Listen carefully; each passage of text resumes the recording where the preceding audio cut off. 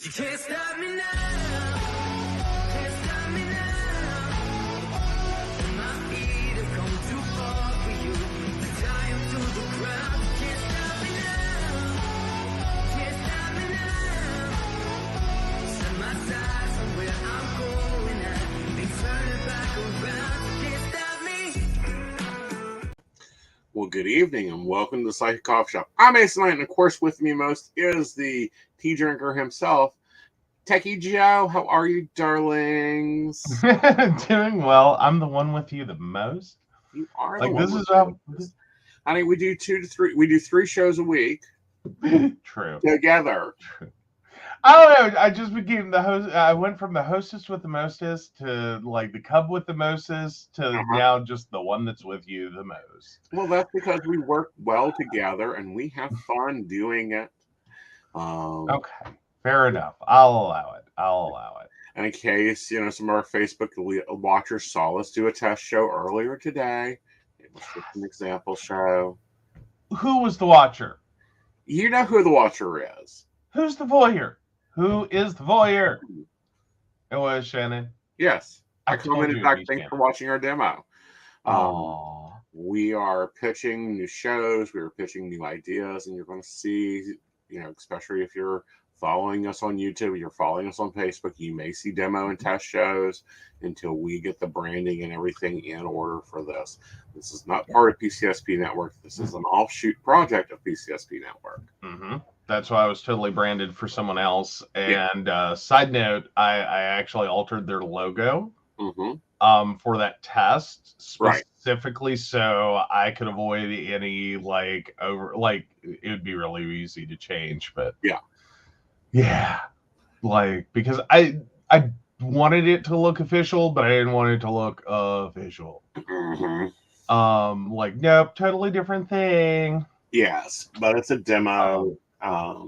That'd be really nice if they replace their logo, because it is what it is, baby. We work with brands and logos. Welcome to the world of podcasts that weren't designed for podcast. I know. So anyhow, we got some good news from the DOJ. We enjoy when we hear news about this. Yes. And they actually charged him with what I've been calling for. Oath Keepers, Stuart Rhodes, guilty of January 6th seditious conspiracy. It's a notoriously hard to make stick charge. It's the first time in about 3 decades that anyone has been, I believe, charged with that, let alone convicted. I'm going to quickly grab my law library card and see when the last time someone was convicted of this. Hey, there we go. Yeah. But no, there were a lot of different charges he was facing. I know he was acquitted on 2 of those charges.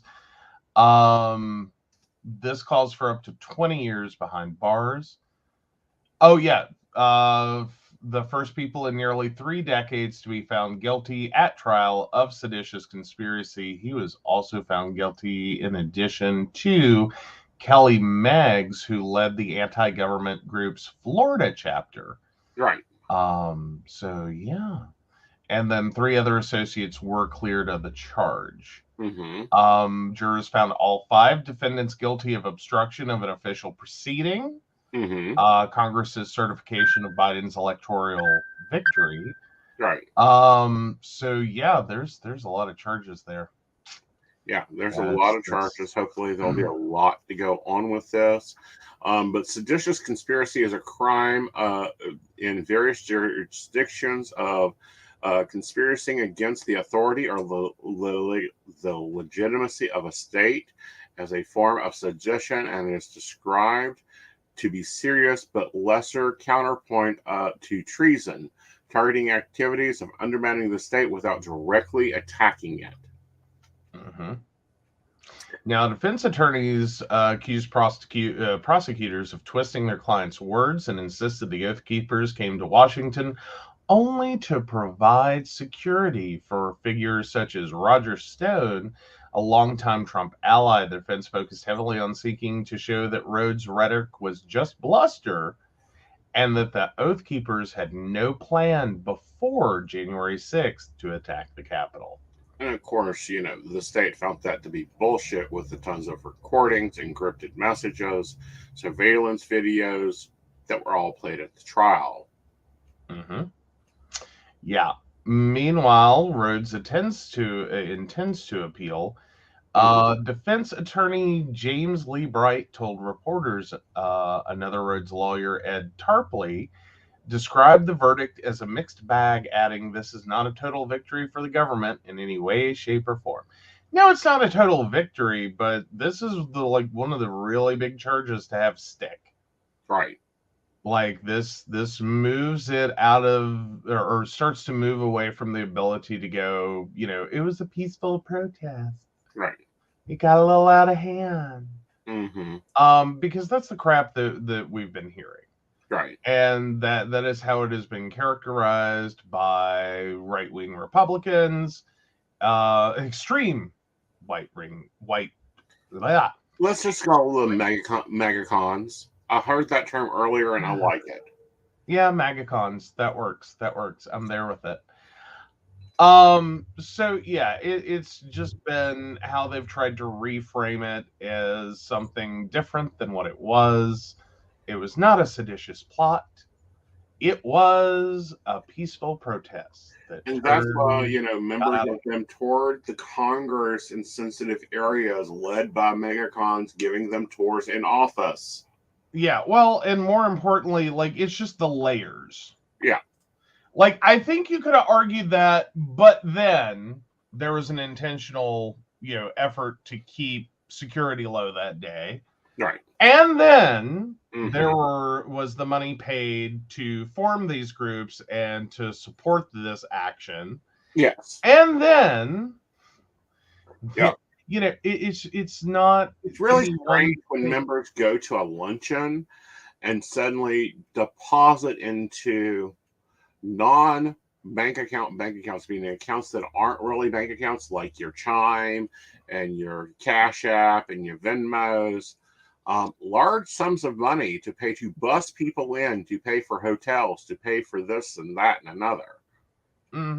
It's really hard when you start adding all the pieces together. And sometimes that's where a lot of cases fall apart, is you can try to make this innocence claim, but then you start looking at all the pieces that come together and it's like, well, this is really chipping away at your argument. This wasn't an orchestrated attack. Right. That this was just a peaceful protest that got out of hand. Right. Okay, but how did they know to bring weapons? Why did they bring weapons? Oh, well, they have the right to bear arms. Yeah, but we're not talking about a bunch of people with pistols. Yeah. We're talking about people. The notable thing here is if he's not going to do the right thing, and he's just going to let himself be removed illegally, then we should bring rifles. Robert said during a meeting, according to a recording played for the jurors, we should have fixed it right, and then I would have hung blank from a lynch pole, Robert said, referring to a Democratic position of power. Yeah, wasn't that Nancy Pelosi they wanted to hang? Yes, I was trying to avoid saying the name, so hopefully we didn't get flagged. I'm sorry. It's okay. I don't know how you can necessarily talk about this without talking about the people. We're not calling for it. We're telling you what occurred. I know. These are recordings. These are actual, there are stories. There are citable articles. Right. Again, no, we're not calling for this. If you've somehow found yourself on this channel and you think we support the January 6th events, you are mistaken. Yes. You've gone the wrong way. But what's interesting was we were in a meeting earlier today with an organization. Damn, Brenda. Joe's fault if it goes down tonight. Well, if it goes down, you always know where to go. Go to Aeson Knight over at YouTube. We will be there. Believe me, they have supported us for a bit. Do remember to do the likey, share, subscribey things. Let's make the YouTubies happy. Let's make the Facebooks happy. If you see something that says send us stars and it doesn't cost you, send us stars. Yeah, don't spend money for that. Do not spend money on that, please. If you want to spend money on us, join our Patreon. But we were in a corporate meeting today, and there was a discussion about, because I, of course, had to go to court today. For those, to be very clear, I am serving on jury duty. And one of the comments was made was, well, if it ain't a Trump case, he'll be home soon. Well, and it was an interesting one because I was with one of her, well, not exactly client, but a new potential partner. Anyway, there was a meeting to go over some stuff. And it was a comment that was made. I was like, well, if they had to come to Fayette County, West Virginia, to impanel a jury for a special prosecutor-based trial, we're in trouble. Right. And it was pointed out, and I hadn't really thought about it, isn't West Virginia one of the only states that doesn't have a lawsuit against Trump? And I was like, fair point. Fair point. Fair point. Like, yeah, guess that could happen. So I don't know how they think the people of Fayette County, West Virginia are impartial, but... Well, it's to the point now that that Wikipedia has created a website with the lawsuits of Mr. Trump. Is it the full timeline though, going all the way back through like Roy Cohn days? And no, these are the active ones. Okay, sorry. Yeah, they've had because he's been involved in a lot of lawsuits. There are a ton of lawsuits. Arizona, New York. Hello, New York. We like you. Continue prosecuting the corporation. You just took witnesses today. So it'll be interesting. It'll be very, very interesting what occurs. Granted, once the head falls, normally the tail and everything else goes scurrying and starts talking. Right. So I'm waiting to see how this, cycles up chain. Yeah. Because right now we're at those who received the funds and made the orchestration happen. Like put literal people in harm's way to cause this event. Right. Or what is now being called seditious conspiracy. Yes. And has a charge that has stuck. Right. Okay, now we have one layer above that. All the people who facilitated getting the money to these people. Right. All the way up to, actions by our president. Right. So I'm interested to see if this is just the first in like knitting a chain. Is like if you call this seditious conspiracy and then you go one layer up to the people who funded it and made the funding happen. Right. Are they then knitting the next chain all the way up to the former president? Oh, I hope so. And I hope they bring that to treason.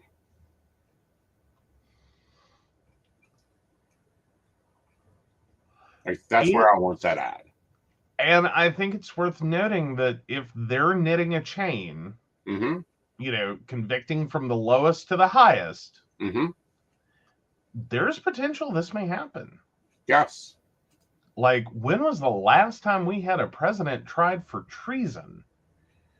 Have we? Wasn't that... even Nixon didn't F up that bad. He was close to it. I think he either had to quit or be charged with treason. No, I don't think... Was it treason? I don't think it was treason, was it? Let's see. Impeachment process against... sorry, the justice...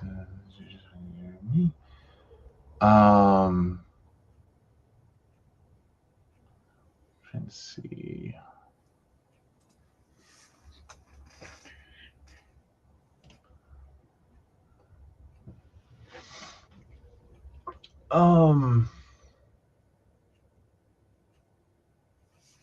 Trying to see. I don't think they actually got far enough to pick a charge. Did they?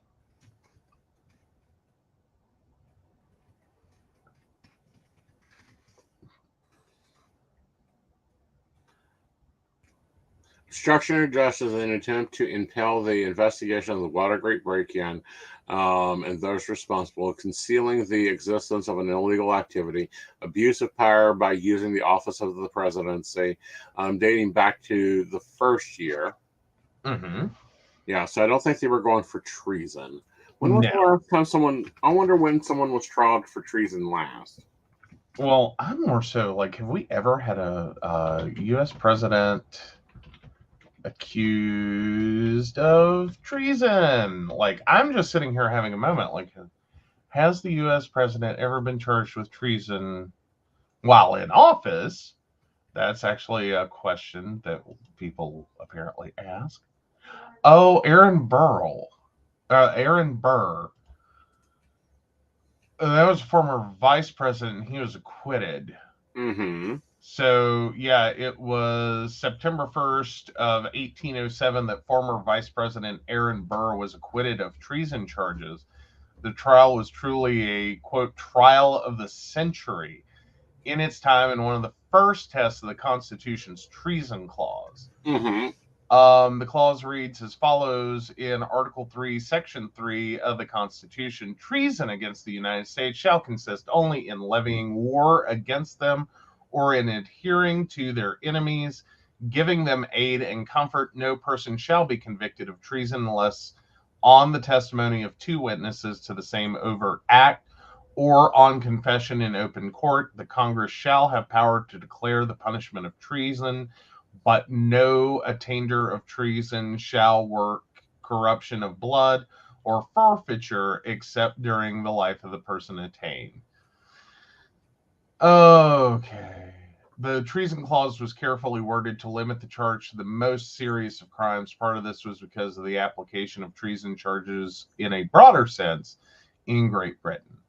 Right. All right. So, yeah, and that was developed by James Wilson at the 1787 convention in Philadelphia and borrowed part of its wording from the English statute of treason. Yeah. And it limited the ability of Congress to define treason. Right. Yeah. Yeah. And a high burden of proof. Very high burden of proof. All right. All righty then. So there's a merger going on, and I'm not sure I'm happy with it. There's some big problems with it. And that's the Kroger and Albertson supermarket merger. Now, we all know Kroger has a number of parent companies. Mm-hmm. They're almost becoming the hidden clone of it. But well, it's kind of it can get upsetting that like you start thinking you have all these choices and all these stores are different, and then you start looking at it and it's like, no, they're not. Right. It's kind of all the same store, really. Yep. So yeah. Yeah. Yeah. So when Albertson Safeway, it's two different brands, but they merger. It's originally called Hagen's to go bankrupt. Now that the devastation in other communities is required to gain FCC approval, sometimes falls.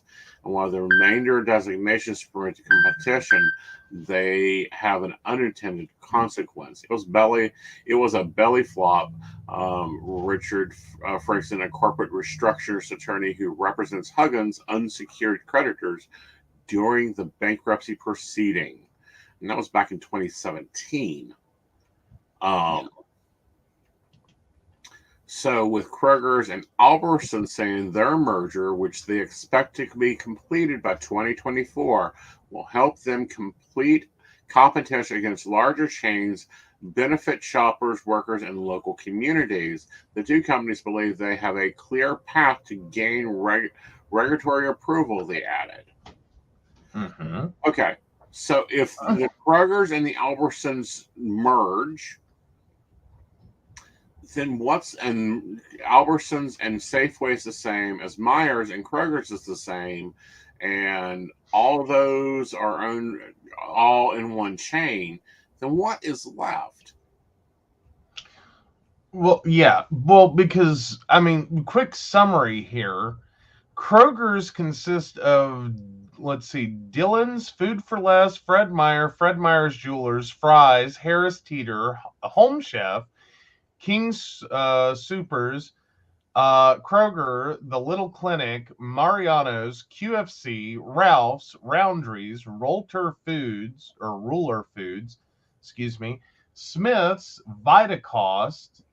Yeah, Yeah, yeah, like it's insane how big this, like it's all one thing.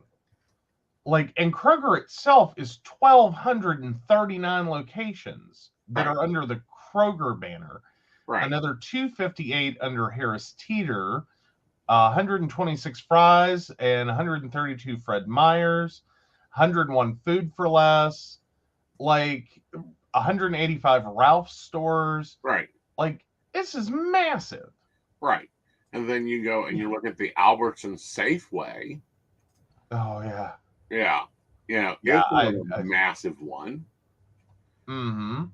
Which, I mean, arguably there may be some shutdown, which is probably going to be actually worse. Right.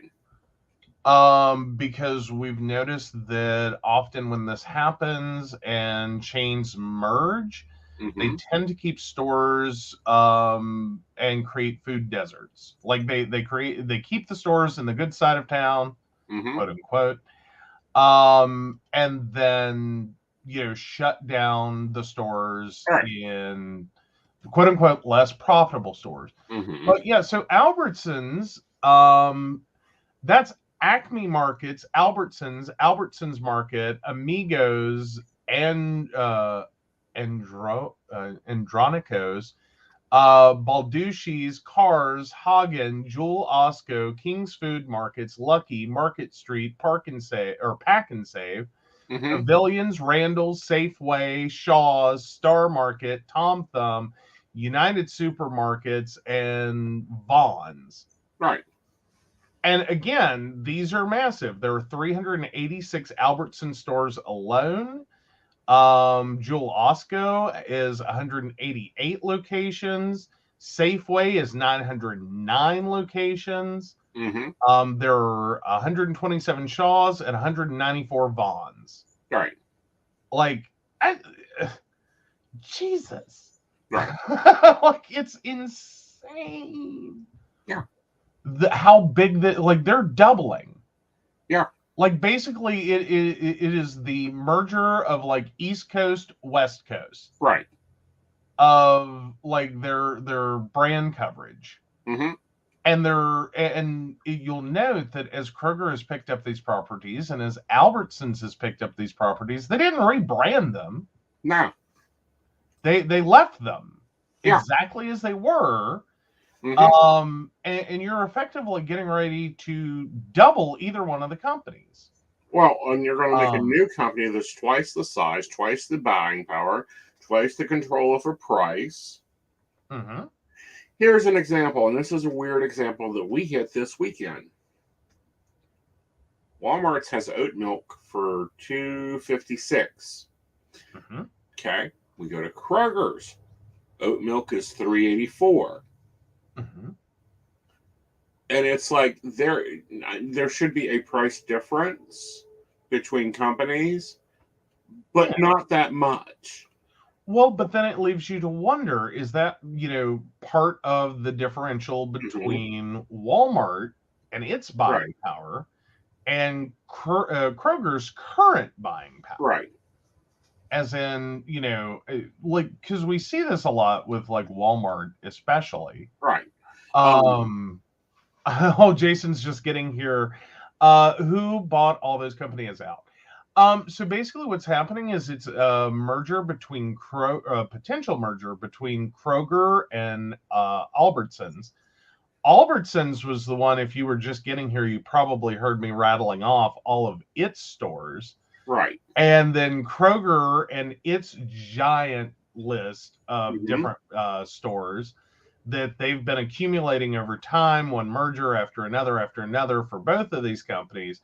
And effectively, what's about to happen is the two of them are going to slam themselves together in this Mhm. merger if it goes through. And it's going to effectively it looks like, double the size of either company. Right. As in, all of these brands are going to suddenly be owned by one massive company, Mm-hmm. which looks like it will be Kroger. Right. Kroger's the groom here. Mm-hmm. They're taking over Albertsons. Yeah. Yeah. Which will, basically run them, sea to shining, excuse me, sea to shining sea, Mm-hmm. Canada to, oh yeah, the Disney of food, but Yeah. Canada to Mexico. Yes. Like it's gonna, there's not really gonna be a spot Right. where they're not, in dominance. Right. And see, And so then you're going to have things like cashew butter that is $10.43 at Kroger and soon to be Albertsons, mm-hmm. and Walmart it's like $4.87. Mm-hmm. Well, and that's according to whether or not it becomes, part of their buying power problem. Right. As in, is Walmart so dominant that they can be like, we're paying, like, our customers will pay $4 for that, and that's, you've got to figure out how to produce it for that. Right. Because that's a legit conversation Walmart has with you if you are a company that supplies to Walmart. They don't look at you and go, how much is that? They look at you and tell you what they'll pay for it. Right. And what the end unit price will be on the shelf, and you got to make it work. Exactly. And that's why we have paper clothes that last like 2 months and those different types of things. The other side of this coin, though, is it creates a major food blockade, a major food desert.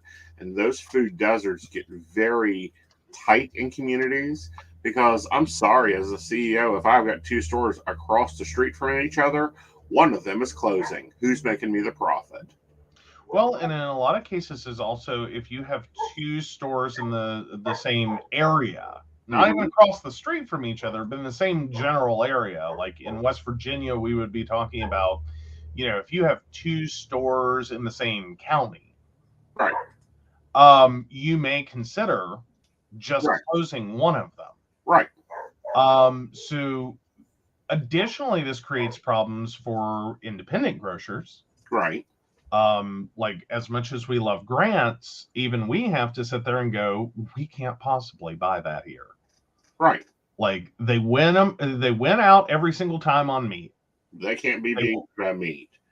They win out on meat. Right.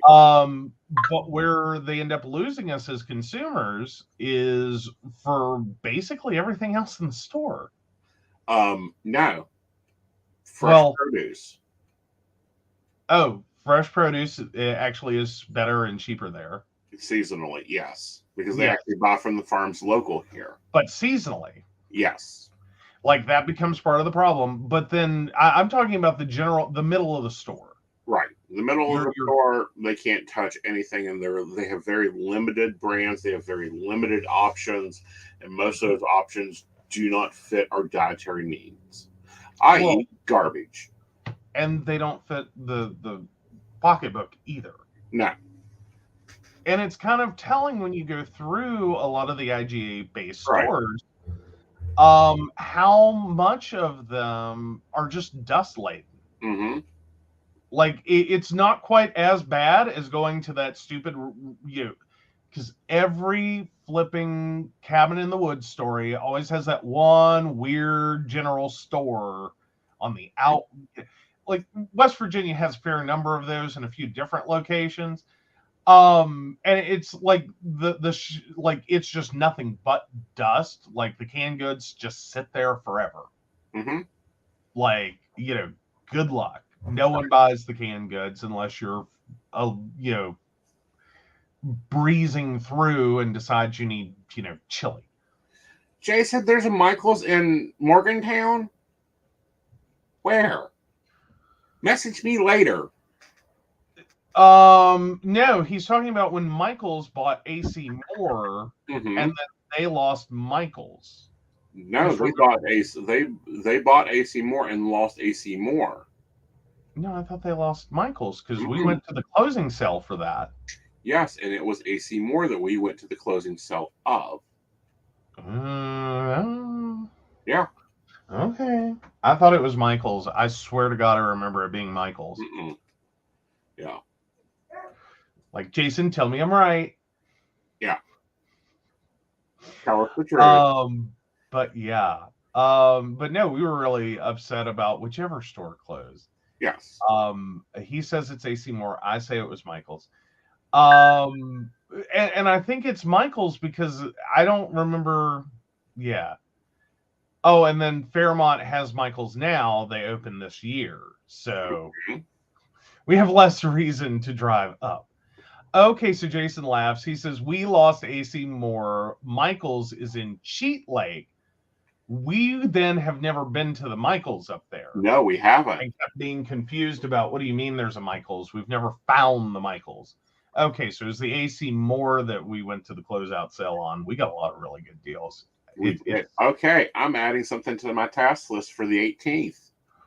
What? Create a recreation of the entire day to prove how wrong I was? No, we're going to Michael's. Oh, well, okay. I need new planner stickers. Everyone knows that. Oh, good Lord, help us all. All right, so why don't we take a break and then we'll dig into our main topic tonight because this one got me in the gym. Mm-hmm. Okay. Hi, I'm Dottie the Psychic, and I'm sure you're wondering why I'm not wearing any makeup. Well, one reason is to irritate my social media manager, Aeson Knight. Hi, Aeson. The other reason is because I like to get to the naked truth about what it means to be a neurodivergent LGBT person with psychic abilities.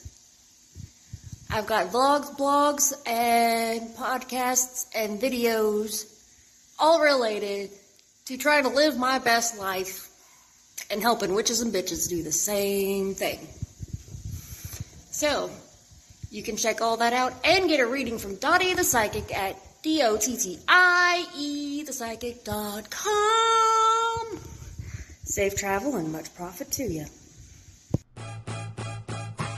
Do you have a cute pet? We know you do. Each week, Tracy Van chooses from submitted photos a featured reader for her Facebook page and provides a tarot reading. Your adorable pet cat, dog, rabbit, goat, chicken, snake, or more could be her next featured reader. Visit tracyvann.com, TracyVann.com, and click Featured Reader to submit. We look forward to seeing your pet next.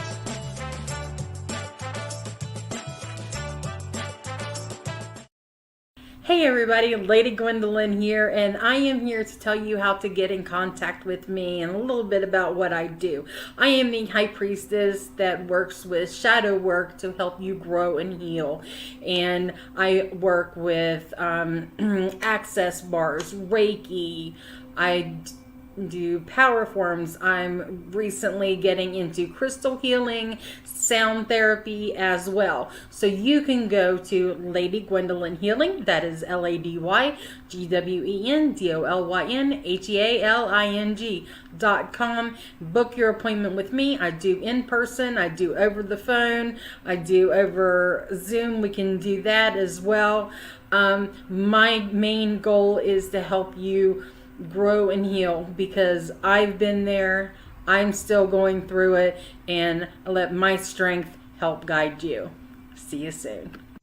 Hey everybody, Natalie here from The Pendulum's Path. If you are in need of guidance, direction, spiritual connection, healing, or more, you have come to the right place. I have worked as a psychic and a medium for over 3 years, connecting people from all over the world with their loved ones, giving them insight and guidance into their current situations, their past healings, their blockages, and what they need to know in order for them to have a better future. It would be my absolute honor if you would come to my website at www.thependulumspath.com. Visit my shop. I have a whole bunch of crystals, oils, balms, mystery boxes, and more. And visit my services. I offer 15-minute, 30-minute, and 60-minute sessions. I also have email readings available if you're not comfortable with the one-on-one session with me, or if you just want to try me out. I encourage you to come visit me at the Pendulum's Path, and let's get you back on the right track today. All right. All right. So welcome back. So I'm in the gym, and I do not like the gym music, so I bring up Sketcher. Hello, Sketcher. Thanks for carrying us on the show, carrying our shows. But I'm listening, and I find this podcast, and one of my toolkit items, I even put Techie Joe. One of your go-to toolkit items is called Your Love Language. This came out probably in the early 80s. I don't know. Actually, 92. 92. So it's one of the foundational training pieces. Yeah. However, it's taken a problem. It's taken a veer to the left. Well, actually, more to the right. And I really, actually, because I did some quick searching during our break. So the book is by Gary Chapman. Mm-hmm. And so when it was published, it was his first book. It came out in 92. The full title is The 5 Love Languages, How to Express Heartfelt Commitment to Your Mate. Mm-hmm. Okay, now prior to this, in his history, Chapman is a graduate of the Moody Bible Institute and holds a Bachelor of Arts and Masters of Arts degree in anthropology from Wheaton College and from Wake Forest University. He also received Masters of Religious Education and Doctor of Philosophy degrees in adult education from Southwestern Baptist Theological Seminary. Right. Okay, and then in 1971, he joined Calvary Baptist Church in Winston-Salem, but he is best known for this book. Right. And it was the first of many books. It has been turned in, like, has anyone else gotten sick and tired of all the titles they have come up with for chicken soup for the what the flips a who's it? Well, Gary Chapman has done about the same for the 5 love languages. Exactly. There's the 5 love languages, how to express heartfelt commitment to your mate, the 5 love languages of our children, the 5 love languages singles edition, the 5 languages of apology, the 5 love languages, the secret to love that lasts, the 5 languages of appreciation in the workplace, in addition to his other books, right, such as The Marriage You've Always Wanted and Rising Above a Toxic Workplace. Right. But, this was what got me is how it's being used now. Because when it came out and when it was marketed, it was supposed to be a relationship tool. Normally a very good tool. To get communication going and getting flow going and that type of thing. Well, now he's using it as to enforce doctrination, and I'm very annoyed with that. And I'm kind of like listening to this podcast and I'm going, oh my fucking gods, how do you take something that is purely from a psychological, anthropological site and drag it into the baptismal pond and dip it in so fast that it just takes on a level of craziness? Well, effectively, it's how... And I don't know that the original book was intended to be used this way. Right. Like, now that's debatable given Gary Chapman's history. as to whether or not that's what he started out with, or that's just what it has turned into. Right. But I think anyone reading the book could easily have a moment in which, in many ways, you can turn it very quickly into how to manipulate your spouse. Right. And How that, do you, and you know, but what he's now using it for is annoying.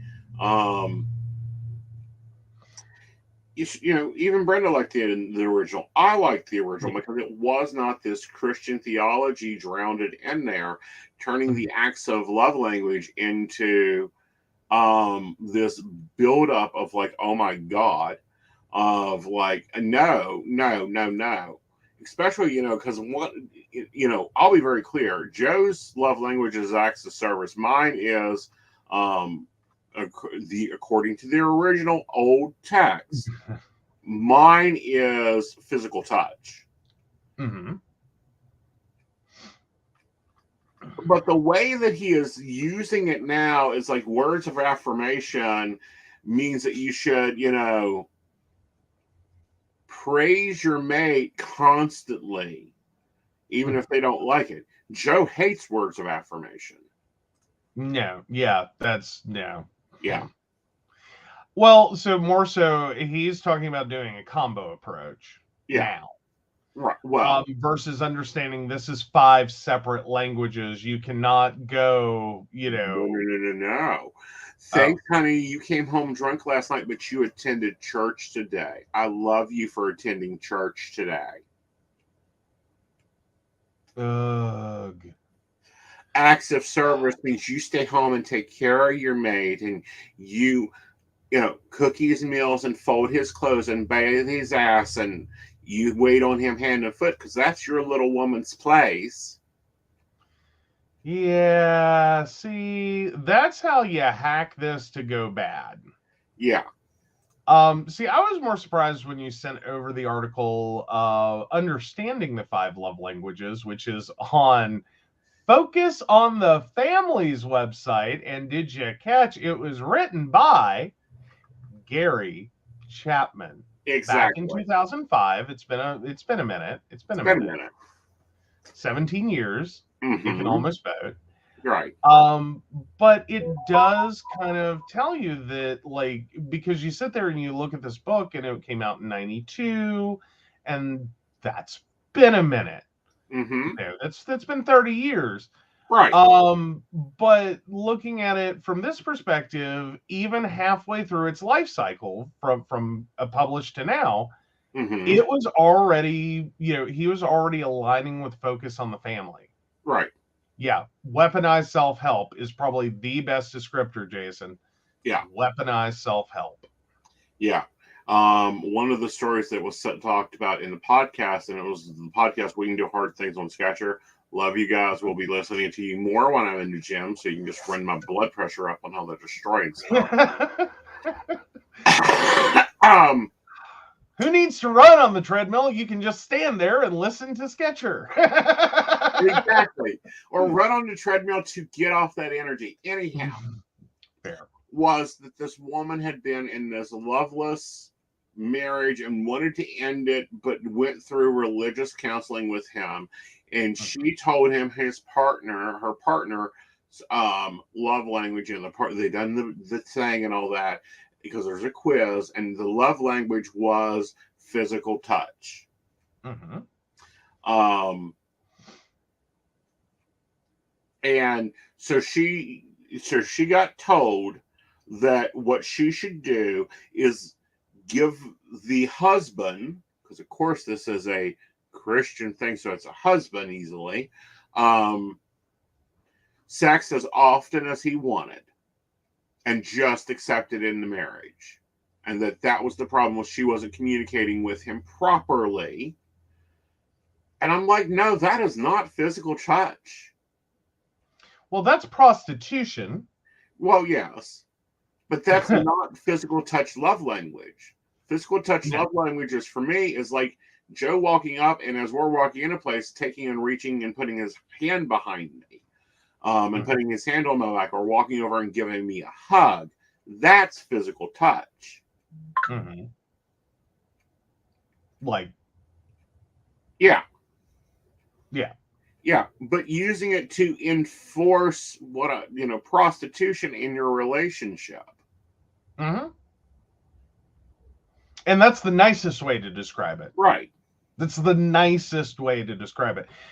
Which, I mean, follow-on concept, isn't it interesting that, all these conservative Christians are so worried about, sex trafficking, Mm-hmm. but then they're very supportive Mm-hmm. of messages that are effectively, here's a book, turn your wife into a whore. Right. Because that's what you're effectively doing at that point. Right. And here's a book, turn your husband into, of course, the leader of the house, but also into the briber, because, your love language is receiving gifts, so he should buy you flowers once a week and jewelry. Okay. No. I think you're going to have to up that a little bit. Mm-hmm. I mean, but it very much becomes, it's not gifts, it's bribery.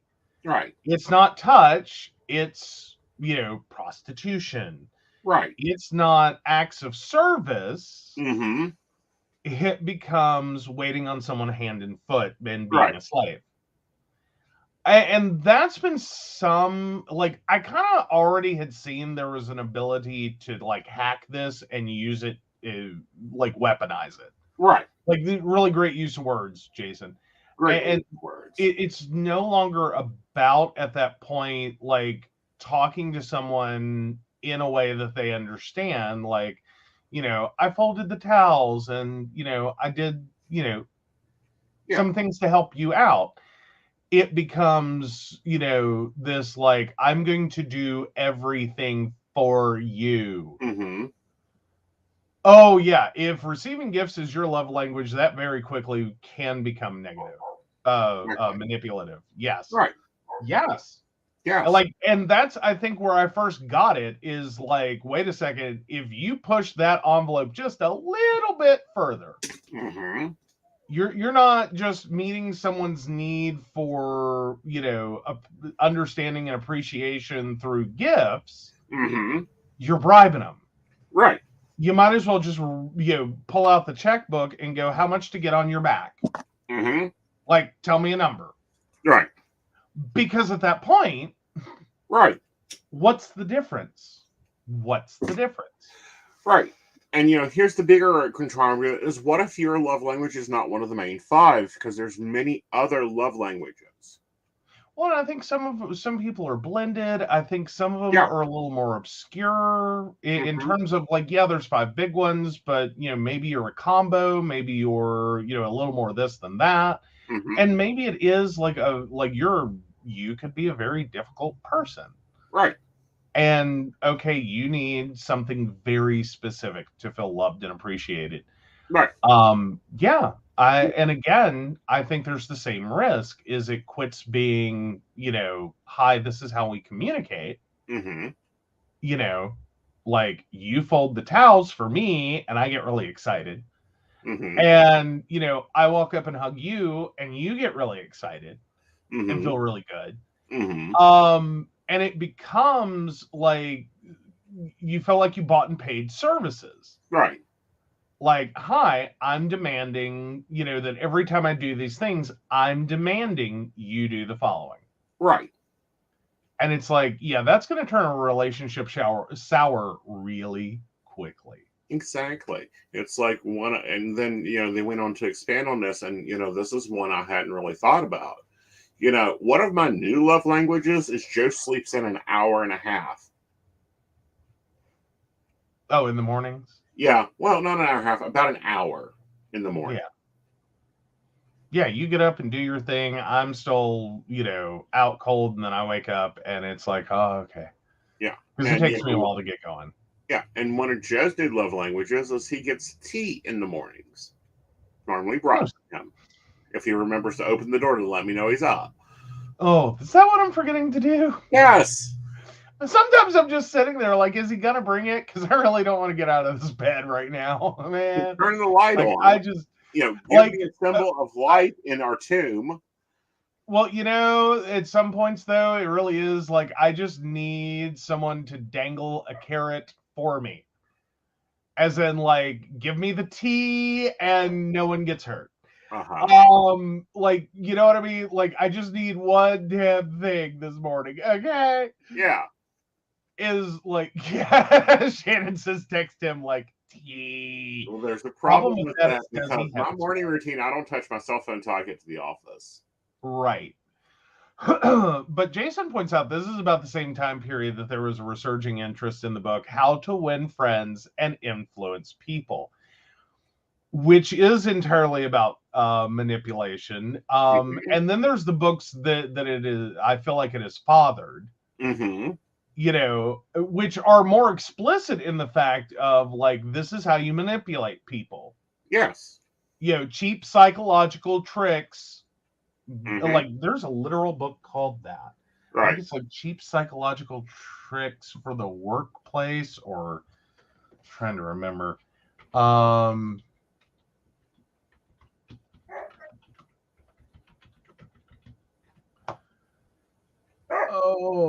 there it is. I actually bought this one, and because it was on a clearance rack, I'll give it that. It didn't go far. Cheap Psychological Tricks, How to Get What You Want and Be Happy. I was drawn to this because I was like, let me hack it from reverse. Because I'm never one of those people that enjoys having people like figuring out much, much later what someone's done. Right. It's sort of like I still marginally appreciate this person, and I understand like parts of her life led to it. Right. But I have a friend, and a few of us do it, that we refer to from back in the day. This one situation, because it repeated with all of us, that sums up. She would come to you in some emotional distress and just everything's wrong and horrible, and she's so upset and da da da da da. And you finally boil it all down.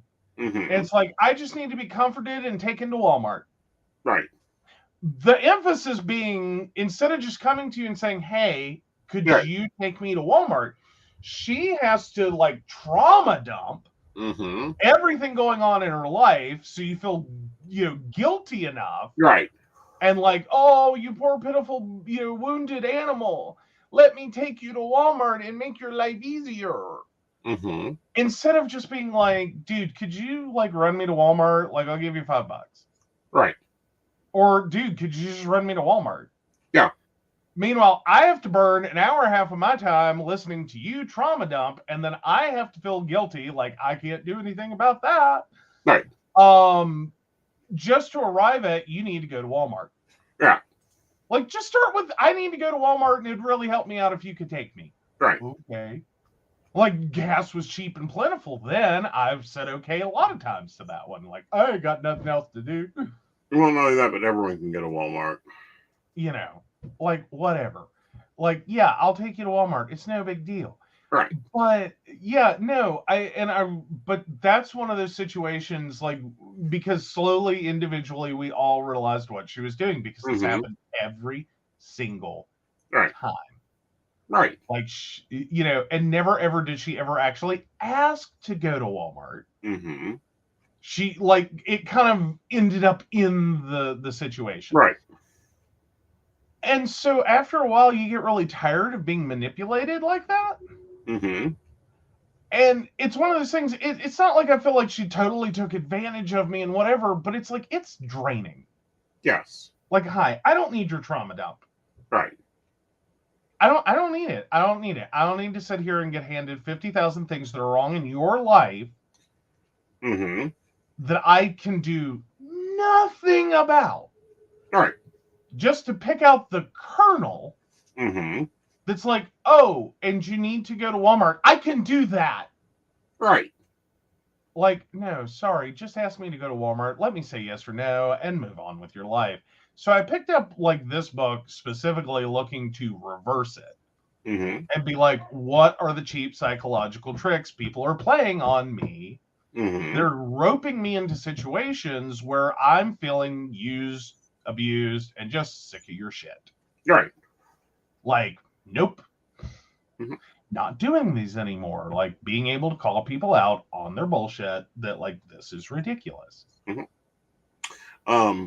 But what I find interesting, you know, because I have three main relationship books that's now down to 2 that I now recommend. More Love, Less Conflict by Jonathan Richardson. Love the book. It is massively great for working on communication and communicational styles. And then The Ethical Slut. I think every adult should read that in high school. Both of those are my recommendations. This one's falling off my recommendation list because it's being manipulated. Like, here's the thing. I wonder how many people went on to figure that out on their own, that you could take this to a next level. Right. Like, how many psychopaths, narcissists, you know, sociopaths have you more than likely counseled over the years using these principles that then went, oh, so I can just manipulate them. Right. With what their it love wasn't life. supposed to be for manipulation. What it was supposed to be is to understand, because one of the chief complaints is, I don't feel loved in this relationship. I don't feel comfortable in this relationship. The other person's over here like buying fucking cars and townhouses and throwing, you know. And like, why the fuck don't you feel loved? Like, what do I have to buy you? And it's like, that is not my love language. That is you can not how you accomplish express love. more. You express love to me by giving me 20 minutes of your time without your cell phone in your hand. Exactly. Or folding the towels. Yes. Like, and I know I keep using that reference, but it's one of those things. It really is. It's a fold the laundry, fold the towels. Like, that is, like, if I've gone, and I know, like, one of our housemates does pre-sort laundry. Right. And loads it in the car. But by the time I've gone to the laundromat, drug the clothes into the laundromat, run them through 2 machines, pulled them out of the laundromat or out of the dryer, like, I have limited energy left. And it's like, fold the laundry or like put it away when I get home. It's like one of the two. That's the best you're getting out of me. Right. If I have to do both, you better hope it was a light week. Right. Like, everyone wore one item of clothing. Happening in this house. Yeah, I know. Like, Yeah. it's never going to be you. Like, it will never be you. Like, No. oh my God, it will never be you. Like, he goes through 12 wardrobe changes a day sometimes. I swear to God. In the summer, definitely. I sweat around. But anywho, but no, so like by the time I've, you know, get down to I'm unloading the dryer, and if like time is especially short, to bring the laundry home and just be like, I'm exhausted, and then someone else carries it in and folds it and puts it away, like, oh, you better believe I'm grateful.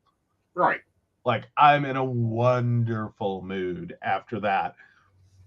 Compared to, like, I sit and watch it sit on the floor for 3 days. Right. And that was the original principle and the original idea I could get behind in this book. For me, I don't care. As long as it gets, the laundry is done when it gets put away. You do it, I do it, whatever. Ta-da! Yes. Thank you, Brenda. Once a diva, always a diva. So yeah, and we do have a question, and yes, we did see your question, Justin. We are getting there. We wanted to wrap this up real quick. Right. We're going to do his question. So be wary of tools, especially when you get used to using and recommending those tools. Stay aware of them. Yeah. Yeah. Well, and I'm wondering if maybe the popularity of this book would have waned really quickly if people had been catching in like 2005. Oh, if they had caught it in 95, I'm sure it would not have been taught in a, you know, a relationship coaching class. Of course, wasn't it the late 90s that when the rules came out? Like, it was a weird decade for books. Right. Yeah, that was 95. So no, it probably wouldn't have. Yeah. Like, now we're having okay, I'll use the word. We're having a woke moment, all right? Yeah. Where it's like, no, this is totally hackable and like screwed up. But please remember, guys, the rules, time-tested secrets for capturing the heart of Mr. Right, came out in 1995. Mm-hmm. And I still think it makes a lovely coffee coaster. no, it does not. It's not even a pretty book. Yes, it makes a lovely coffee cup coaster. It also makes a lovely book to put underneath the couch when you've lost the leg, especially if you buy the hardback. It works really well for balancing monitors. I'm not joking. There's the rule book. It's lovely to balance a computer monitor. Yeah. Well, and going back to just the reaction, because I'm looking at Wikipedia, y'all can go check me out. But part of the reaction that is cited here is the book generated much discussion upon its release.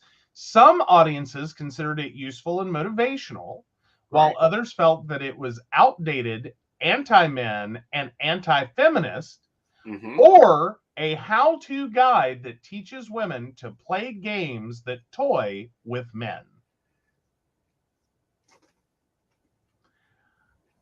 Yeah.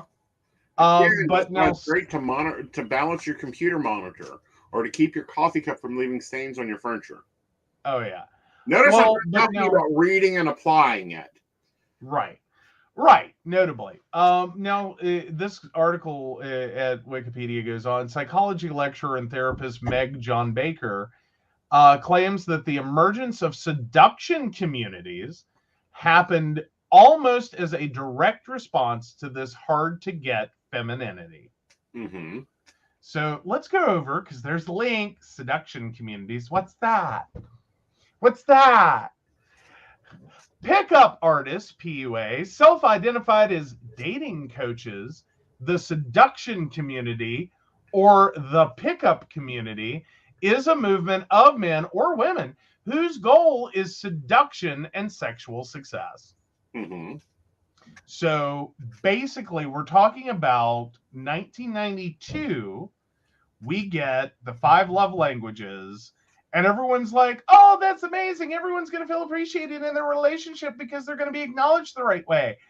And by 1995, we now have this other book that comes out, The Rules, which effectively starts this chain reaction of, the psychological warfare manipulation against your, in this instance, pump and dumps. What? I'm going to call it what it is. That's what pickup artists are. They're pump and dumps. And then now we are 2022 looking back on the 5 love languages going, oh my God, someone used this for manipulation. It's like, yeah, it was kind of right there in the rules. Well, not only that, but it's not that they're using it for manipulation. They're now taking the tools and applying and playing off of the psychology of religion. Jason, yes, me too. So Jason said, LOL, I would cook every meal as long as someone else does the dishes. I've literally said I will scrub all the toilets. You want me to? Please don't make me do dishes. Yeah. Like, just don't make me do dishes. But any question on who does the dishes in this house? It's not. Not me. Yes. Like, I will do them, but I do them angrily. Like, I'm never happy if I have to do dishes. But anyhow, but no, what they've done is they've took something that is a great conversational starter, a great way of saying hi. These are some of the ways I feel loved and appreciated, and they've manipulated, and he's manipulating it in his own practice of it. And I'm sorry, bastardizing some of them. And I think there's like there's grains of truth to it, and I think maybe even the original book was not that poorly written. No, as to be totally wrong, off base, here's your manipulation manual. Right. I don't think that's what it was written as. I don't think that's how a large portion of people perceived it or took it or understood it. I think a lot of people went on to abuse it. Yes. Including the author, and I think it's up to like its 5th or 6th edition at this point. Right. But we see this in books. We see this in books. So one of the books that comes to mind, and I may get a lot of flack for it, is the Witch's Bible. If you take a Witch's Bible, and I believe that was 1968 that it was published, and you compare it to its later rendition, which is probably like up to version 12. The Witch's Bible originally came out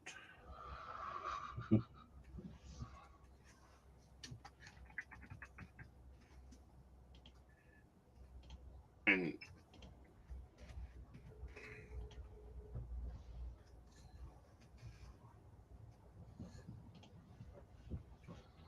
originally published in 1972. Okay. The original Witch's Bible by the Frost.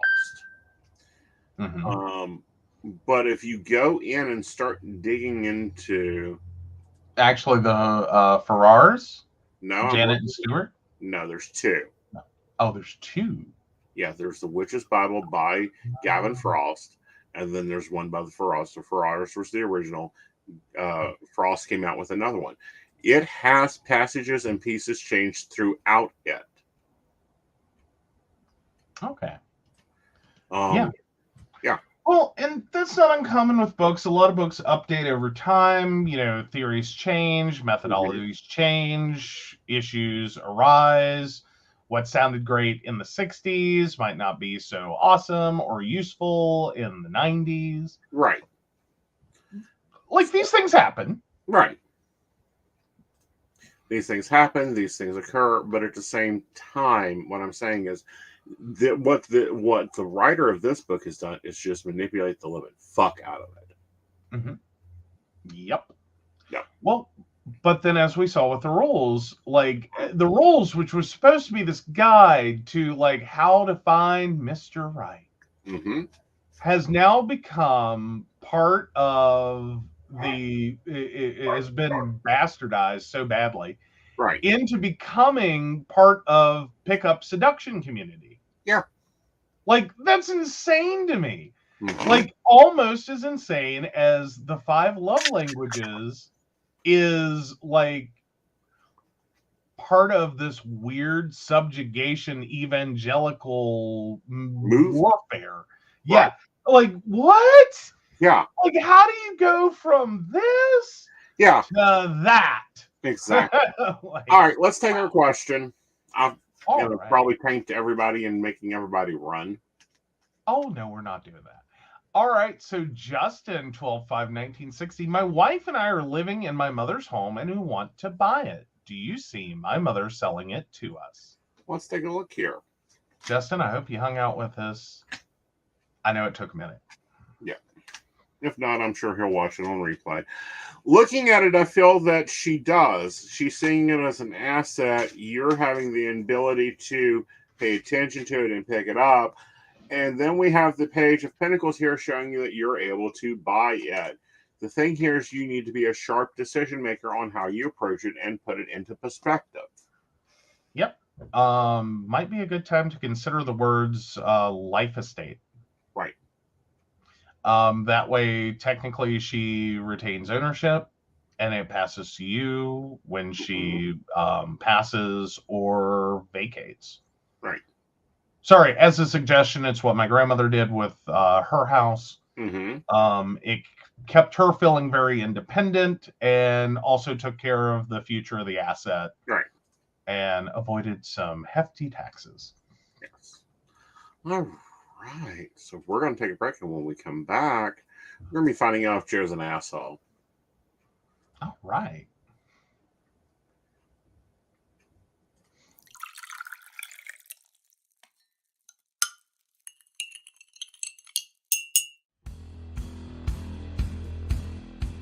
Welcome back, goblins! My name is Jason, and I am the host of the Esoteric Book Club, a podcast that examines titles on the magical, paranormal, the mysterious, and the strange.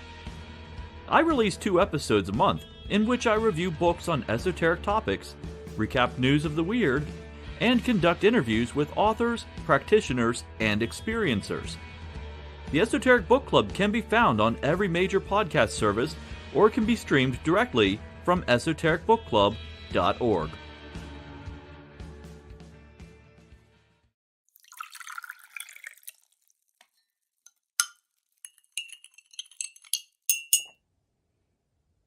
Hi, I'm Tracy Van. I provide a blended reading consisting of mediumship, psychic, and tarot cards. A reading from me can cover any guidance you need from relationships with your partner or your family, spiritual, financial, any questions you may need clarity on. If you would like to book an appointment with me, check out my website, tracyvann.com. That's TRACYVANN.com. I have bookings from 15 to 60 minutes you may choose from. That helps if you just have a quick question, need an answer, or if you're looking for a reading in more depth, I'm here to provide the guidance and clarity for you. Let's just figure it out. Bye.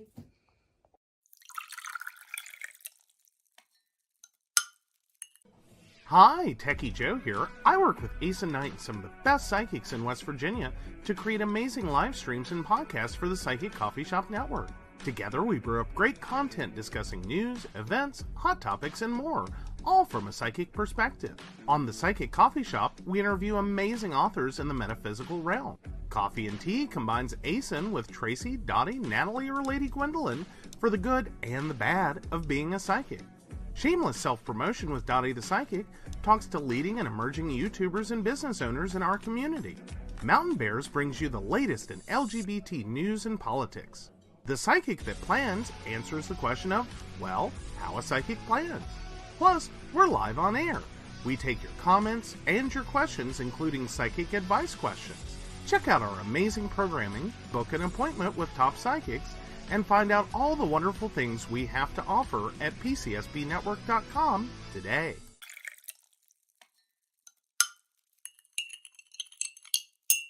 Hi, I'm Aeson Knight. I provide tarot readings covering everything from love and relationships to your life questions and your most spiritual answers. And also, I provide a lot of guidance in finances and divorces and all those relationship problems. So, if you'd like to get a reading from me privately, not on air, you can feel free to do so by visiting aesonknight.com and booking your appointment. I also provide on-demand services, so if your life is a little chaotic, you can go ahead and click that call now button there on my site. Great for a quick answer question. All right, guys, back to the show. Enjoy.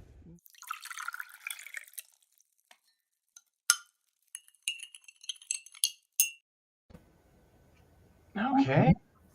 All right, and we are back. And the poll is set up. If you want to look over in the chat, it will tell you where the poll is because that's the page that has the availability to do a poll, guys. So All if right. you want to vote in a poll, go over there. But are you an asshole? Oh, yeah. Am I the asshole for calling my wife unreasonable for backing out of spending Christmas with my family after my mother rejected her cookie sample? Context. For every holiday, my mother would ask the women in the family, my sisters, sister-in-law, my wife, my female cousins, to send samples of the desserts they planned to bring to the celebration for testing and to see if these desserts could make it to the food menu. My wife has been complaining about my mother deliberately rejecting every dessert sample she sent. So many times my mother has told her that she's being honest and keeping the guest's best interest at heart. Yet my wife still thought that my mother is deliberately excluding her, since 2 of her dessert samples were rejected before. For this year's Christmas, my mother is doing the same thing, but this time she told every woman who is participating to make a cookie sample and send it to her for testing. My wife took it as a challenge, and to be honest, she worked really hard to make a good sample and sent it to my mother days ago, and the results just came in yesterday. I came home from work and found my wife upset. I asked what's wrong, and she told me that my mother rejected the sample she sent and decided to exclude her baking from the food list menu for Christmas this year. I didn't know what to say, but she then told me she was backing out of the invitation to attend Christmas with my family. I was stunned when I heard her make this statement. I tried to talk to her, but she said, quote, "It was done." I called her unreasonable to decide to bail on the whole family over some cookie sample. That's just freaking crazy and quite unreasonable. We had a full-on argument about it, and she stated that my mother caused this, but I told her that my mother is pretty serious and careful about the food she offers to the guests, since we are going to have relatives coming from all sides of the country. She told me to stop mentioning it. Later, I heard her cry despite telling her that her baking is amazing and people have preferences. That's all. Am I the asshole for insisting that her decision was unreasonable? Info. If you're asking whose cookie sample made it to the menu, the answer is my sister and my 2 cousins. Few things to put on here. My wife wasn't the only one whose sample was rejected. We have sister-in-laws, brothers' wives, and my younger sisters. My mother did not force anyone to participate. It was up to whoever wanted to take part. This is just about the dessert, since my mother tends to be very careful in this category, but for other types of food, dishes, appetizers, salad, stuff like that is welcome, as she stated. Update. Great. So I just got off the phone with my brother, and he told me that his wife is doing the same thing as my wife, and that she has decided to back out of the invitation to spend Christmas with my family as well.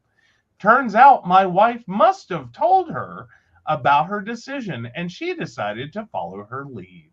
My brother is pissed, saying my wife is encouraging his wife to do this. I see that the problem has just gotten bigger now.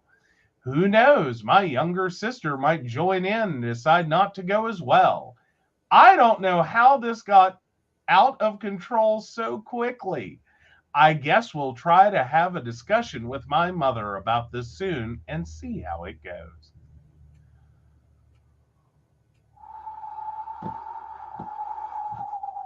Who made her Betty Crocker?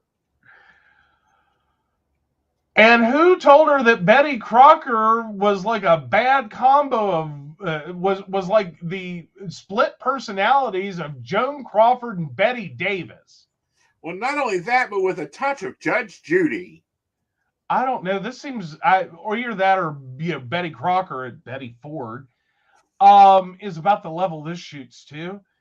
Exactly. And I'm seriously not trying to make fun of people's mental health conditions, but my God, this woman has some. And I don't mean OP's wife. I mean OP's mama. Exactly. Because I can already tell which side the crazy runs on in your family, and you don't just put them on the porch. You put them in the kitchen, apparently. You put them in the kitchen. Which is the wrong placement. Let's read some. Let's display some comments here. It only started in the mother-in-law is the asshole. Who fucking does that? So I'm figuring that's somewhere before I ended the first paragraph. Exactly. Very careful. Control freak. Brenda goes on to say, you were talking about manipulative behavior earlier. ... Exactly. So the question before the audience, and you have to go to Aeson YouTube to vote, is he the asshole for saying that his wife is being unreasonable? I'm sorry. I already know the results of the poll as they should be, but if someone hits the button and says they are not the asshole, I want you to come over here and tell me whether you hit it by mistake or you hit it by mistake. Because I'm just not sure how you go, no, you're not the asshole. Right. No, Now, you're great. We have hosted large family meals together on both sides of the party here. Yeah. Well, now I think I think before you vote, though, maybe you should process this in terms of, isn't that sort of what we all do when we assign someone, napkins, sodas, plates? I want to know how people get those assignments. They suck at cooking. That's how the fuck you get the assigned with can you bring sodas? Napkins and paper plates, okay? That would help out so much. Thanks. Well, That's what what you say to people instead of, my God, if your cooking gets any fucking worse. Well, normally those are assigned to in my way of organizing is normally when someone says, I'm driving 4 hours, what can I bring? Paper plates, cups, silverware, sodas. If you wouldn't mind, you can even, because the one thing that drives me up a damn wall, every damn family reunion, blows my fucking mind, is you have women that have been up for 8 hours slow cooking a ham.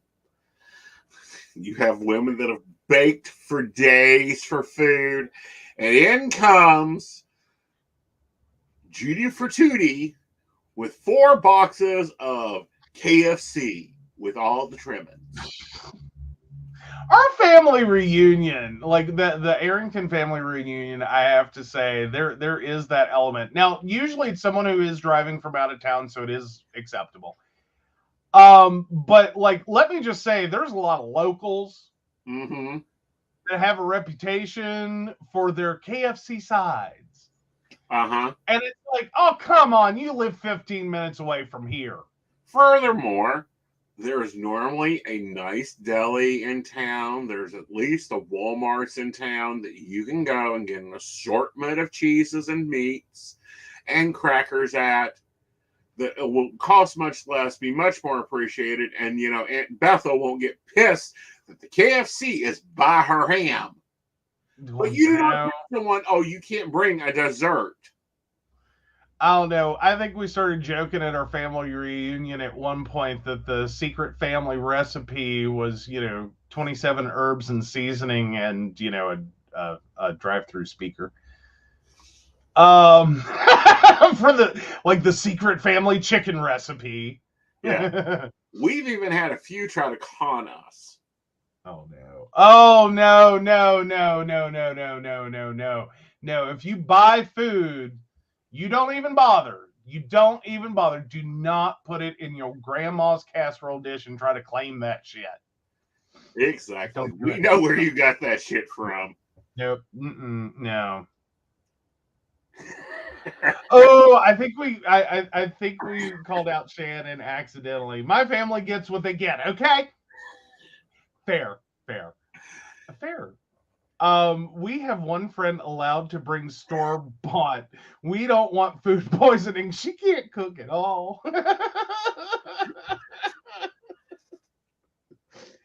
I have to say though, now I will point out there are a couple of people in my family that have been put on napkin, plate, soda duty.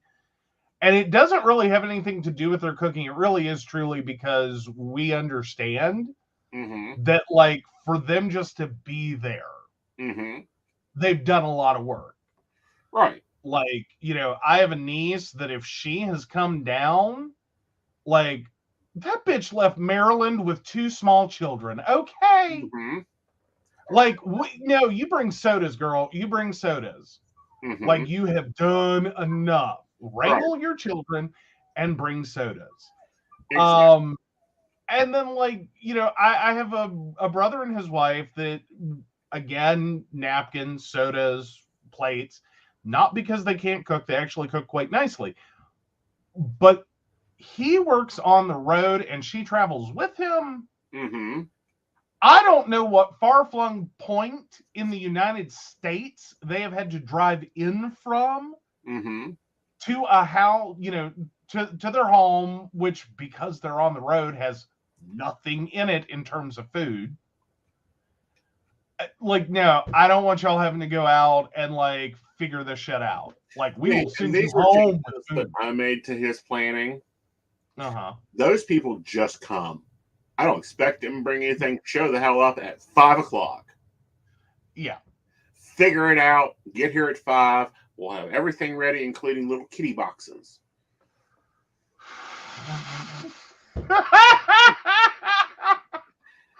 So, Shannon, my aunt would take raspberry pie for, I'm assuming raspberry or razzleberry? Razzleberry. Pie from the store and cut designs in it. My husband thought she made it from scratch every time, and I never told him different. Oh, I love it. Yeah. I love it. No. I will say, though, there is a problem, though. Can we just all talk about, like, you make one thing one time and then you get pigeonholed for the rest of your life. Right.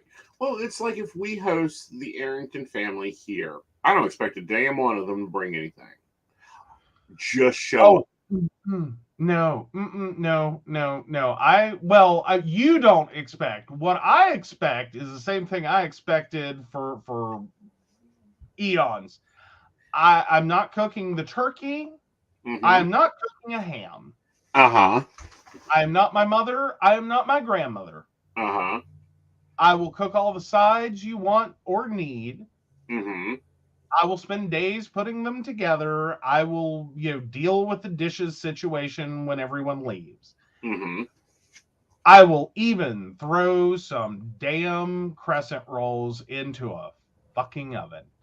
But I will not do all of that and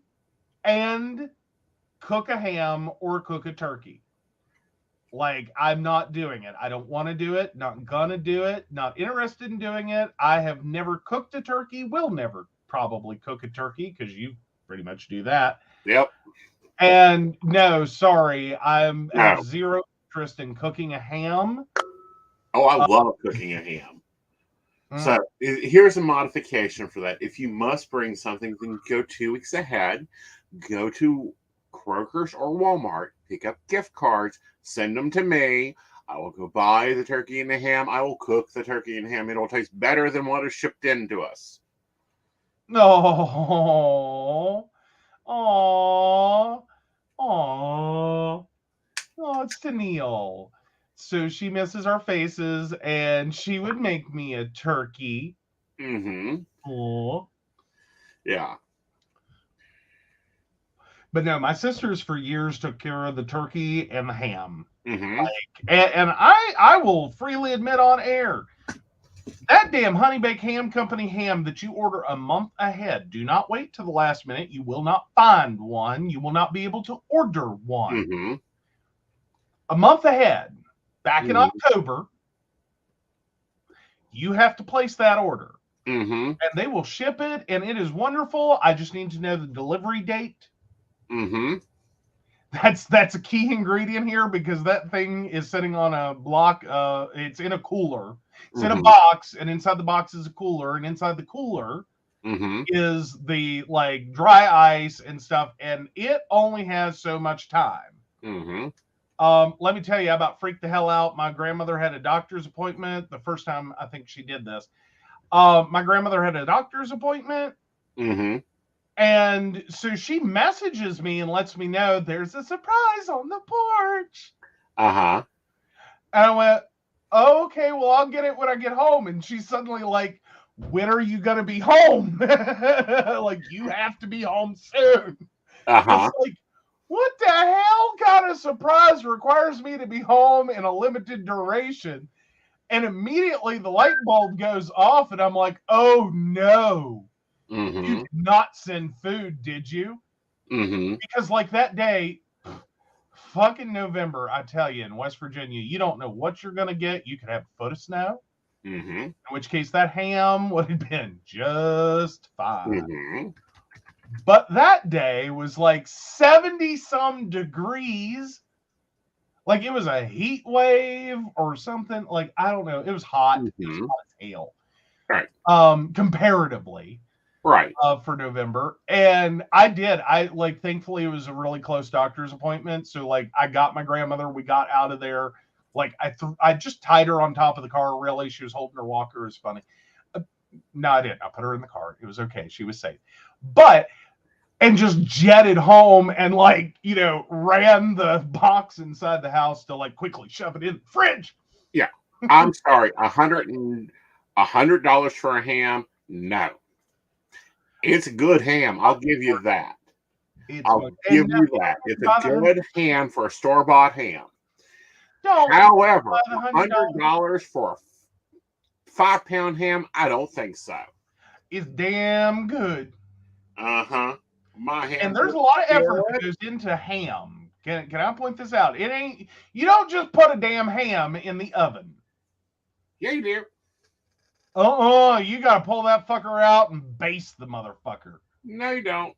Yes, you do. You gotta rotate it every 2 hours. Big what fucking who. Okay, fine, whatever. All you gotta do is make sure you have enough. You need it. All right, let's break this down. Mm-hmm. All right, come here, Wally Marta.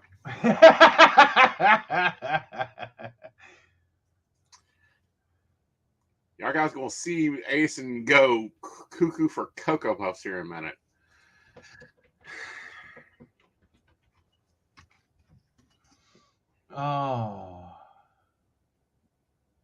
Oh, Shannon's like, you put it in pineapple. There you go. You put pineapple and brown sugar on it, and you wrap it in foil and let it steam itself. That's not how my mama made ham. I understand that. She did the pineapple brown sugar with the maraschino cherries and the Coca-Cola. Mm-hmm. And you got to baste that fucker. Yes, you do. And you do it every 2 hours. It tastes lovely. It's ready to go. All right, $57. I'll take the most expensive ham they have. See, Brenda's here. I get told to bring cheesecake. They forget I can make other things. Yes. Yep. Welcome to the pigeonhole. You did one thing one time, and just that's. Oh, Shannon said that's how my grandmother did. Sell her damn cheesecakes. Yeah, Brenda could. It sounds like Brenda doesn't want to make any more cheesecakes in her life, though. She's like, I want to make other things. I want to bring peas. Either that or bring the green bean casserole. Brenda, bring the green bean casserole. It was a horrible day when we had to explain to my sister. She was the only damn person in our family that enjoyed that. No, she ain't. Well, she was at one point. Uh-huh. Like, that green bean casserole would now be reserved for you and her. Yes. That's it. See, that's where I'm at. Mom made that damn thing every fucking year. Mm-hmm. Like, and it was pretty. It was gorgeous. It looks like the photos or the commercials or whatever. Like, every year, Mom made this beautiful green bean casserole. It's pretty. I don't like them. I like the fried onions alone. I don't like green bean casserole. And no, does nothing for me. All right, so I've got twice the size of ham in my Walmart cart than Honey Baked Ham does. Okay, now grab all the stuff you're going to do to it. I have. Okay. All right. I've grabbed everything I need. I've grabbed the Coca-Cola. I've grabbed the 2 things of pineapples, and I've grabbed the 2 things of cherries, and I've grabbed the brown sugar. I'm thoroughly convinced that every family has you. There's one person in every family that loves green bean casserole. Mm-hmm. And that's it. Right. This is a staple of Thanksgiving or in a staple of Christmas that only exists because one human being in every family likes it. Well, again, now it's 2 in your family, well, 3 if we bring mother. But anyhow, I've took and copied the Honey Baked Ham recipe all together. Mm-hmm. and doubled the size of the ham. Mm-hmm. It is a total of $69.32, and that's without savings. All right. Now, every 2 hours you have to spend how much time for how many times? Well, since I bake mine for 8 hours and the amount of the pound weight at 275, not the 300 where you have to baste the sucker every 15 minutes. You know, you have to do it every 2 hours. It'll probably take me 5 or 6 minutes. I can do it while I'm making coffee. So 5 to 6 minutes total, or 5 to 6 minutes every 2 hours? Well, 6 minutes times 8. Okay. So, oh, good Lord. 6 minutes times 8, that is 4 times 6. 2 times 6 is 12, 24, 48 minutes. How much do you make per hour? Right now, I'm making around $236 an Uh-huh. hour. See how fast you got to $100 ham? Again, but A, we know what's in the sucker. 2, we already cut down on my stuff. Oh, Shannon is just locked on this. You make a foil pouch and it bastes itself. Ooh, I'm going to try that if we do ham. Yep. All right. You know, I'm it's just like saying. the turkey that they're selling for $150 fucking dollars. It's smaller than the one I cooked, and that's real easy. You throw the turkey an apple and a onion in it, throw some sage and some other spices on a stick, butter up its ass and in its armpits, put it in a brown paper bag and slam it in the oven and come back in 7 hours. Well, there's that. But no, I'm just pointing out, like, a lot of people have that reaction to, like, the honey baked ham company prices. Right. And I understand it. I do too. Initially, and then you start like adding it all up, like, okay, how much is the ham going to cost? How much is the stuff going to cost?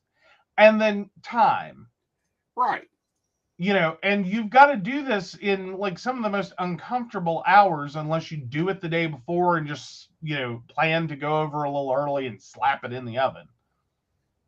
Or I do it 2 days earlier when it's fucking frigid cold, and I pull it out and we set it on the buffet when it's done. Or you just buy a pig and you smoke it. I really wish I would enjoy doing that. I have a place in my backyard that I need to dig a pit. However, I have nosy neighbors. Meanwhile, you have your office, just set it next to your ashtray. It'll get smoked. What? I'm not wrong. You're not wrong. You're not wrong. All right, so I think we've had time for voting. I think we have. But no, anyone, you know, if any of the family wants to do the holidays and come up here, that's how you do it. You just go and buy gift cards. I will happily go cook and shop. It's something I truly enjoy doing, and you can come and enjoy your holiday without all the stress and worry and discombobulation. Oh, someone's starting to start a fight. Yes. So the answer is quite clear in the poll from the votes we have received. The mother-in-law and husband are an asshole. Yes.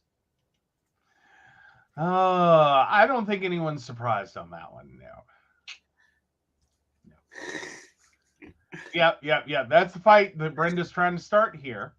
As long as everyone stays out of the kitchen, baking one isn't bad. Right, Aeson? It isn't bad. You listen here.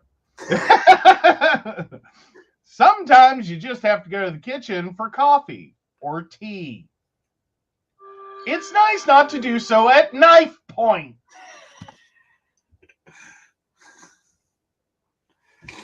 I rest my case. Anyhow.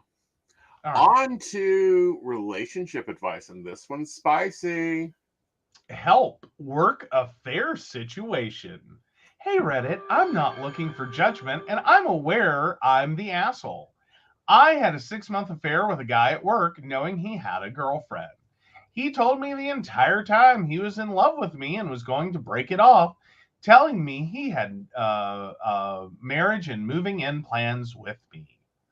He's called it off, and for some reason still tells me he loves me and cares about me, etc., which I no longer believe. But that he can't hurt her. He tells me he's never going to tell her, and he'll just live with the guilt he feels. Now, my question is, do I tell the girl? They've been together 5 years. She's a similar age to me, 27. And I think about how she'll live her life with him lying to her. I do not want him back. Bullshit. I'm just struggling with keeping this from her, even though I don't know her. Edit, I'm really aware I'm not a good person for doing this in the first place. Just looking for advice on handling the situation now. Well, here's your advice. You shut your damn mouth. You take it to the grave where you damn belong. One, yes, you do want him back, or you wouldn't be giving a hoot about the girlfriend's feelings. Well, you didn't care in the beginning. All right, let's walk you through this. Like, you seem to be having problems. So you knew he was in a relationship. You didn't care then. I'm not passing judgment on that. I'm saying you didn't care. You didn't care then. So, and then did you really believe it when he told you that he loved you the entire time and was gonna break it off, and that he had marriage and moving in plans with you? Really?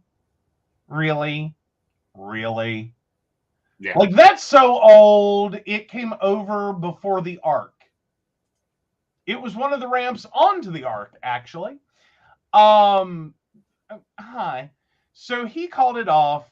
Yeah. Big surprise. Yeah. But he's still keeping you around. Like, he's still, like, toying with you. That he loves you and cares about you. Mostly because he's trying to manipulate you right now to not tell her. Hi, you don't seem to be good with manipulation, so there it is. Do you tell her? No. What? Let's rephrase that. Do you walk up to people and tell them you're so fucking stupid, I fucked your boyfriend behind your back for, I don't know, 6 months? Year. Well, I don't know. I'm going with what she said, which was 6 months. No, you would never say those words to someone's face. But that's exactly what you're going to do when you call her happy ass up and tell her that her boyfriend cheated on her with you. No. Yeah. Do you really care about him lying to her? Because again, y'all did this for 6 months. You didn't care, obviously. And I'm not passing judgment. If that's who you are, if that's what you do, you boo. But stop trying to moralize now. Right. And make it okay that, like, you're a whore and you slept with someone else's husband by trying to do the right thing. And you're not trying to do the right thing. You're hoping he runs to you after you blow up the relationship that you already knew was going to blow up. Now, let's take some viewer comments here. There we go. Shannon's advice. Get on your job and stay away from that shithead. Ding, ding, ding. Here we go. She should say, fine, come see me when you break it off, instead of believing the bullshit and doing him. Yeah. We have some comments here that did not come through, guys. Sometimes I have to go over and moderate comments. Like, I mean, it may be a spicy take, and I'll take heat for it all along. I think there are people who get into relationships that are inevitably bad, like this, that involve cheating, that involve lying and deception, etc. Right. And, like, but you have to realize that pretty quickly on, that, like, no, this is a decision you made, and with it came responsibilities, and one of them was to shut the fuck up. One of the comments was, if the partner, and this was earlier, doesn't support your decision, and I love this one, like, this is a child after my own heart, doesn't support your decision to get out of a toxic relationship, then you hit them in the head with an iron skillet. And that was back with the mother-in-law and the anti-family Christmas about to occur.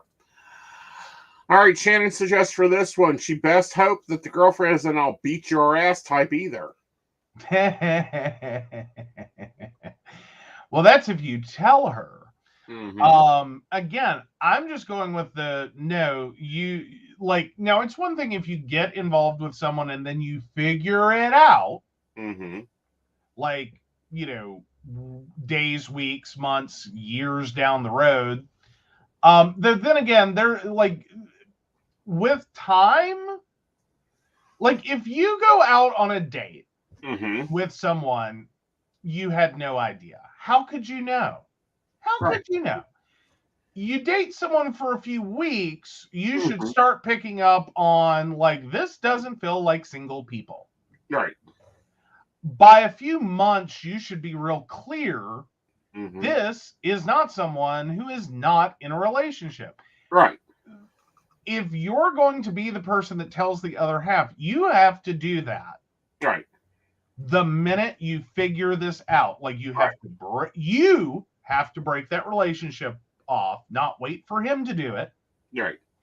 Then maybe Mm-hmm. you approach her and tell her what's going on. Again, you're going to come across as like, "Hi, you're so stupid. I was fucking your boyfriend." Uh-huh. That's what everyone hears when you tell them their significant other is cheating. Right. But here's, this is a clear relationship type.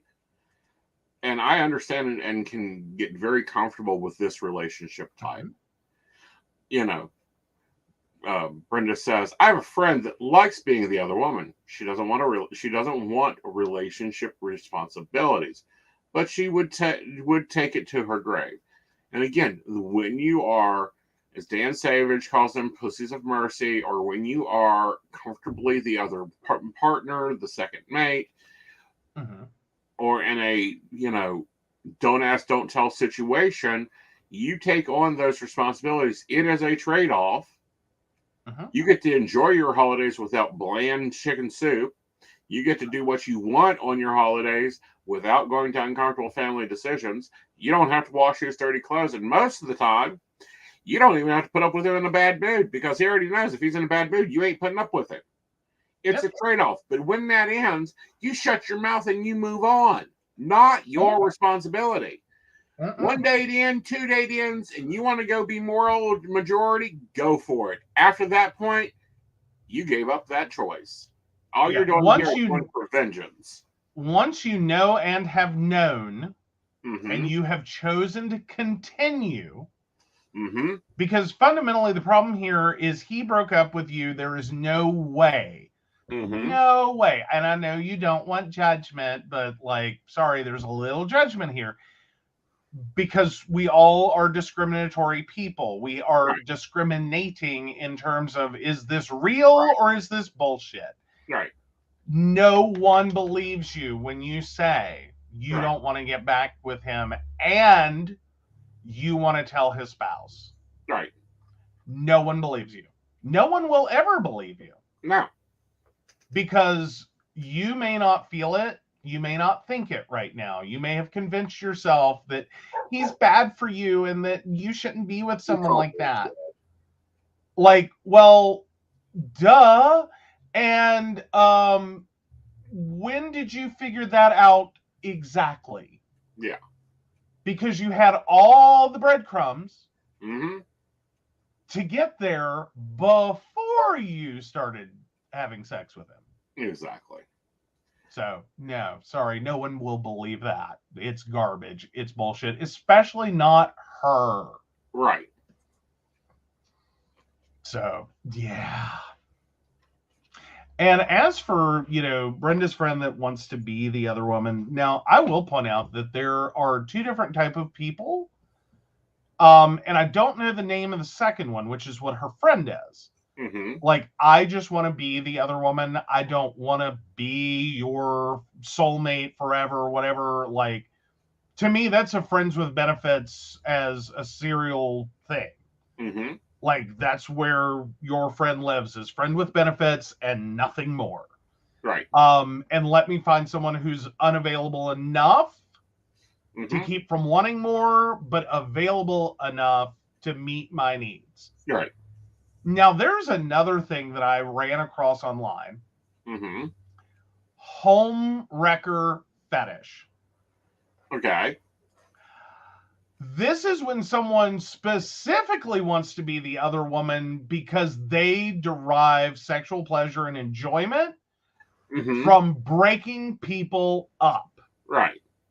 Like, they love to literally ride in there, destroy the relationship, right, and then they're done. There's nothing else. They don't want the man. They really don't. They want nothing from him. Right. Once that relationship blows up. Interesting. Because that's their climactic, if you will, moment. Right. So yeah. Yeah. Just to keep in mind, there's two different versions of that. Like, not every person who is having sex knowingly, and being the other woman, the other man, the other person, is a home wrecker. And some people are home wreckers. And it's just because, they can't understand the rules. And then there are some people, just so you're... And he freezes. We'll see if he catches up. Joe? Or where? There we are. Hey, I'm here. But no, I was saying that, and then there are people that actually get off on destroying other people's relationships. They will literally get with someone that they know is in a relationship, do everything they can to blow up their relationship, and then they're done. That's it. They lost all interest the minute the relationship blew up, that they caused the blow up. Right. And they immediately move on and repeat. Right. Like, that was the wildest thing to read about.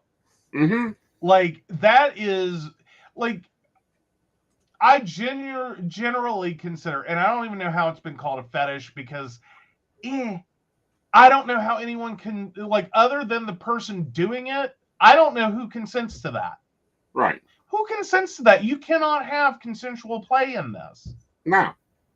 Like, how is that, like, no, that's... And again, that's where I'm debating whether it's a fetish. Yeah, but it's actually listed as, like, a home wrecker fetish. Again. And I was like, what? Oh, yeah, so Brenda's friend will give them advice on their marriage. She doesn't want them to break up. Exactly. And she'll probably dump them if they do break up. Yes, that's a no, you're too available, no. Exactly. I want unavailable. Thank you very much. Have a great day. I want secondary or third, just kind of depending on the day.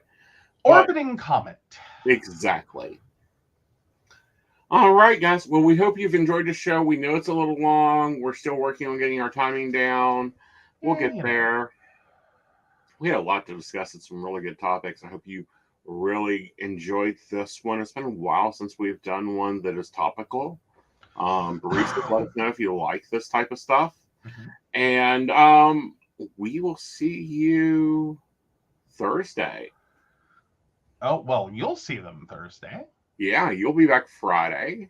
And tomorrow then night, we're Lady here for Gwen is going to be here with Under the Rowan Tree, her new series.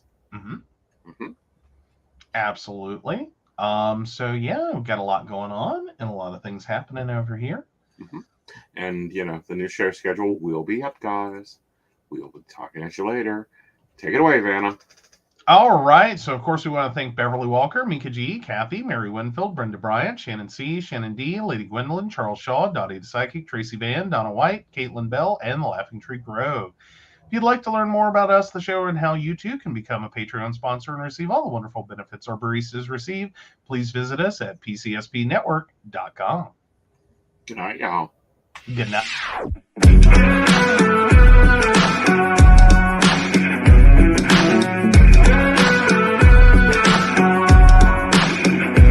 You can't